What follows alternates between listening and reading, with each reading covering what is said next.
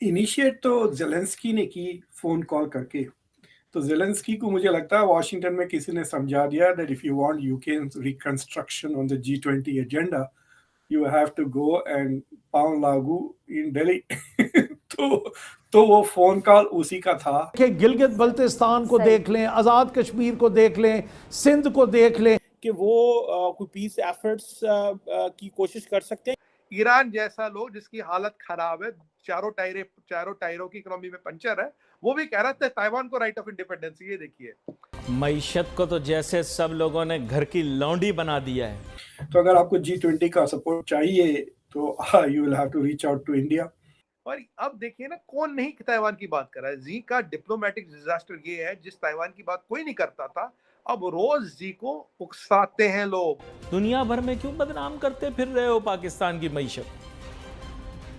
मेरी सिर्फ शिकायत यह है कि इन सियासतदानों ने मिलकर इस मुल्क को कुछ दिया न दिया वो तो एक अलहदा बात, बदनाम क्यों किया ये समझ में नहीं आई। कि please help us out, India can help us on the peace, कि एटलीस्ट ये फार्मूला, पीस फार्मूला लगाए। ये हालत है पीएलए की। आप सोचिए, एक आर्मी को जिसके लिए दुनिया का हर आर्मी के जिसके मन में आक्रोश है, उसको लेके दुनिया की हर बड़ी कंट्री से ठोकने के लिए ढूंढ रही हो, वो आर्मी लड़वाएगी क्या पीसफुली अभी, ताकि लोग ज्यादा मारे ना जाए। नमस्कार दोस्तों, जय हिंद। स्वागत है आपका आज के एक और नए वीडियो में। तो दोस्तों, यूक्रेन के राष्ट्रपति व्लादिमीर जेलेंस्की ने सोमवार को भारतीय प्राइम मिनिस्टर श्री नरेंद्र मोदी जी से फोन पर बात की। थक हार कर अब जेलेंस्की की उम्मीदें भारत पर टिक गई है। रूस ने 24 फरवरी को यूक्रेन पर हमला किया था और 10 महीने बाद भी इस युद्ध के थमने के कोई आसार नजर नहीं आ रहे हैं। यूक्रेनी राष्ट्रपति जेलेंस्की ने अपने टीवी संबोधन में कहा, आज मैंने भारत के प्रधानमंत्री नरेंद्र मोदी जी से फोन पर बात की है। अगले साल भारत G20 का नेतृत्व करेगा। उन्होंने कहा, रूस की आक्रामकता खत्म करने के लिए भारत महत्वपूर्ण भूमिका निभा सकता है, क्योंकि भारतीय प्राइम मिनिस्टर के रूसी राष्ट्रपति व्लादिमीर पुतिन के साथ रिश्ते बहुत अच्छे हैं।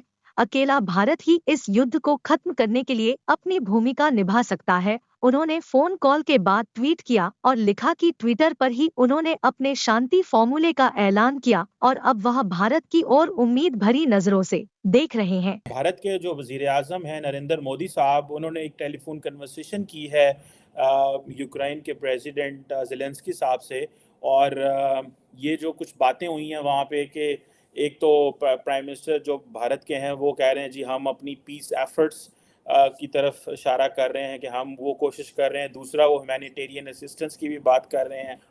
आप कैसे देखते हैं, क्या प्राइम मिनिस्टर मोदी जो हैं उनका स्कोप या उनकी इतनी कैपेसिटी है कि वो कोई पीस एफर्ट्स की कोशिश कर सकते हैं?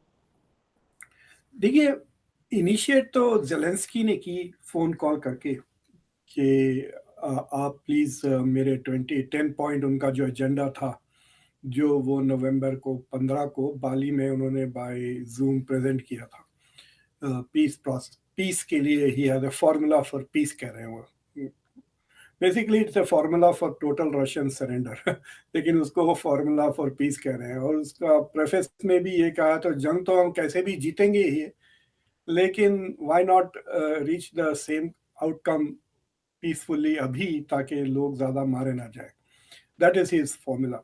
मुझे लगता है कि जब वो यहाँ आए थे वॉशिंगटन में तकरीर करने के लिए द जॉइंट सेशन पे कांग्रेस की, यहाँ पे शायद किसी ने कहा होगा कि भाई one of the things that you need to do is to keep getting G20 की सपोर्ट। और अगर वो G20 की सपोर्ट चाहते हैं, which is now perhaps the most powerful forum in the world, मतलब सबसे ज़्यादा अमीर मुल्क और पावरफुल बासर मुल्क वहीं होते हैं, तो अगर आपको G20 का सपोर्ट चाहिए तो you will have to reach out to India. और इंडिया इससे पहले जो यूक्रेन के जो एम्बेसडर थे, उन्हें कोई बहुत ही स्टूपिड से एक दो स्टेटमेंट्स किए थे वो शुरू में इंडिया के ताल्लुक से, लेकिन बाद में उस एम्बेसडर को ज़ेलेंस्की ने विड्रॉ कर लिया। तो उन्होंने, मतलब ये बड़े, जिस तरह से ये यूरोप के ऊपर मॉरली छाए हुए हैं यूक्रेनियंस, वो समझते हैं कि they can adopt the same attitude towards the rest of the world. आप अगर हमारी मदद नहीं कर रहे हैं तो यू आर इविल, इस तरह का उनका पोस्चर है कि आप हमारी मदद कैसा नहीं करते हो, आपको शर्म नहीं आ रही, आप हमारी मदद नहीं कर रहे, आपकी ये है, आप हम सेल्फिश हैं। ये तो इंडिया के बारे में वो कह चुके हैं 1-2 बार, इंडिया की ऑयल परचेजेस रशिया के बारे में। तो प्राइम मिनिस्टर मोदी के ज़्यादा स्टेटमेंट्स तो नहीं है यूक्रेन को लेकर, मतलब वो उनकी सब लोग वही स्टेटमेंट दोहराते रहते हैं जो उन्होंने पुतिन को कहा उज़्बेकिस्तान में, समरकंद में, कि the end this is not the era of war. तो they have taken that as criticism of Russia, और ये कहना कि India is moved out of the Russian camp. आपको पता है कि बीच में रशिया के पास से काफ़ी बातें आ रही थी about use of nuclear weapons, तो उस पे भी इंडिया ने थोड़ा बहुत क्रिटिसिज्म किया था, लेकिन उसके बाद से बंद हो गई हैं वो सारी चीज़ें। So there is a assumption that maybe India and China can put some pressure on Russia. तो ज़ेलेंस्की को मुझे लगता है वॉशिंगटन में किसी ने समझा दिया that if you want Ukraine's reconstruction on the G20 agenda, you have to go and pound Lagu in Delhi. तो वो फोन कॉल उसी का था कि please help us out, India can help us on the peace, कि at least ये formula, peace formula लगाए। But they are probably hoping कि India might start some kind of negotiations with Putin. आपको पता पीएलए के सोल्जर रो रहे थे, वीडियो आई, पीएलए के सोल्जर रो रहे हैं, कह रहे दुनिया हमें लगी है मारने के लिए, या अमेरिका या रशिया या इंडिया या ताइवान, हमें तो यहाँ बचा है, वहां मारे, कौन कौन हमें नहीं मारने के चक्कर में घूम रहा है। ये हालत है पीएलए की। आप सोचिए एक आर्मी को जिसके लिए दुनिया का हर आर्मी के जिसके मन में आक्रोश है उसको लेके दुनिया की हर बड़ी कंट्री से ठोकने के लिए ढूंढ रही हो, वो आर्मी लड़ पाएगी क्या?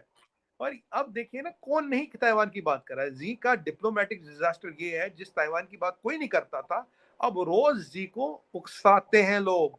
ईरान जैसा लोग जिसकी हालत खराब है, चारों टायरों की इकोनॉमी में पंचर है, वो भी कह रहा था ताइवान को राइट ऑफ इंडिपेंडेंस। ये देखिए अब किस किस का मुंह बंद कराएगा चाइना, किस किस से रिलेशन खत्म करेगा चाइना।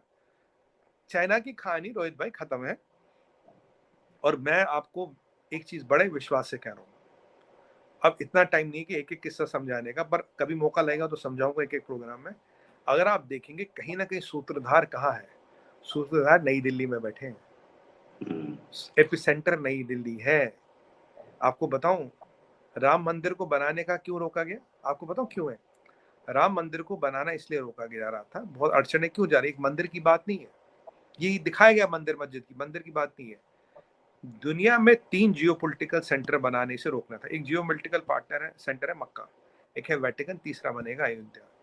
अयोध्या को तीसरा जियोपॉलिटिकल सेंटर बनाना से रोकने के लिए राम मंदिर रोका जा रहा था, फंडिंग आ रही थी, सब आ रहा था, वरना एक मंदिर की बात नहीं, कोई एक मंदिर के लिए नहीं लड़ता। बट उनको ये समझ नहीं आया अयोध्या श्री भी बनेगी और दिल्ली ऑलरेडी जियोपॉलिटिकल सेंटर बन गया है। हाँ, बाकी बिलावल भुट्टो पिज्जा खाता हुआ घूम रहा है,